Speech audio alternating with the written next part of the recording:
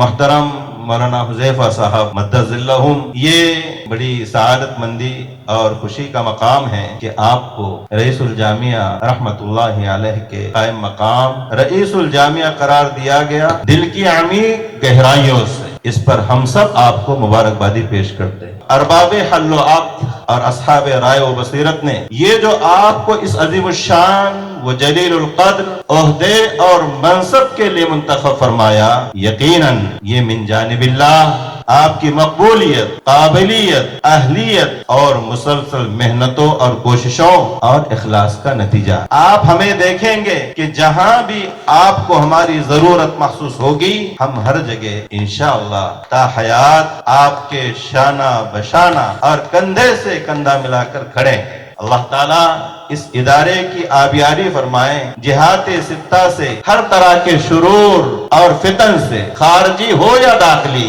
حفاظت فرمائے۔